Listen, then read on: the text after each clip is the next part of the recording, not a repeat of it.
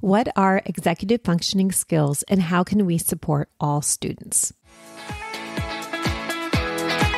Hey, special educators, I'm Jennifer from Positively Learning. Welcome to the Special Educators Resource Room. If you're like me, you're always looking for ways to save time and streamline your work. That's why this podcast was created, to give you the systems and solutions you need to get your time back.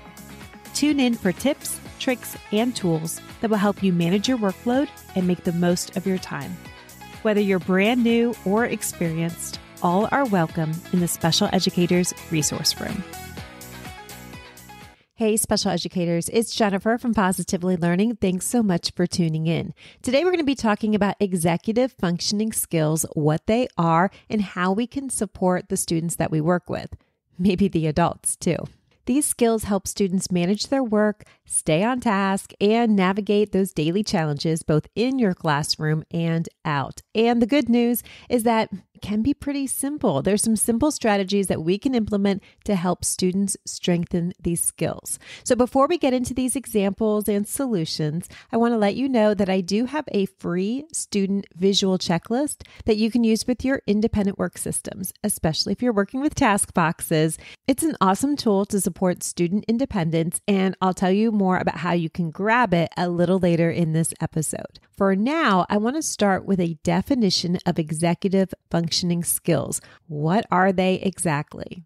Executive functioning skills are cognitive processes. They help students with managing themselves and their resources, and it's focused on achieving a goal. So think of this as our mental control panel, handling everything from remembering steps in a task to managing time and even regulating emotions. And these skills play a huge role in how we learn, how we follow directions, and how we engage in those daily classroom routines. So here's some examples of executive functioning skills that we might see in the classroom. Number 1, working memory. This is when students have to hold on to information long enough to use it, like remembering multi-step directions or recalling information while they're working on an assignment. Number 2, planning. So this especially comes into play when students need to break down an assignment and figure out the steps, and then they have to decide which step is the most important. It's like building a roadmap for how they're going to get the work done. Number 3, organization. How often do we see students struggle with keeping track of their materials, like organizing their backpack, or even their thoughts, like a writing assignment? Number 4, time management. You know those students and adults who have no concept of how long a task is actually going to take. This skill helps them pace themselves and stay on track. Number 5, emotional regulation. This is all about keeping emotions in check. I know that we probably have all worked with students who can get frustrated easily. Helping them manage these emotions means that they can stay focused. There's just 2 more. We've gone through working memory, planning, organization, time management, emotional regulation, and here's the next one, flexible thinking. So being able to adapt when plans change or when something doesn't go exactly how we expect. And the last executive functioning skill, self-monitoring. This is when students can check in with themselves to see how they're doing on a task and if they need to make any adjustments to stay on track. All right. I have some thoughts. Just listening to that long list, here's the thoughts that immediately pop into my mind. Number 1, I probably need to work on my own executive functioning skills. Number 2, I feel pretty overwhelmed. That was a long list. And even if just one of those skills became an area of concern, it could have a significant impact in the classroom. And number 3, you probably already started thinking of strategies to support those individual skills as you heard that list. So let's move on to solutions. Here are 7 ideas for those 7 skills that we just talked about. And I should have mentioned this from the beginning. You do not need to take notes. I'm going to put this all into a blog post. I'll put the link in the show notes so you can check it out there. I will also have a link to that free student visual checklist. As you listen to these 7 strategies and solutions, please take them or leave them. I wouldn't recommend trying to do all of them at once. Maybe there's one that sounds exactly like what a student would benefit from, or maybe there's another that you have something similar in place. The others, you may just want to save them for later down the road. Number 1, visual schedules. Students thrive when they see a clear outline of what's expected. A visual schedule can help reduce anxiety while keeping students on track.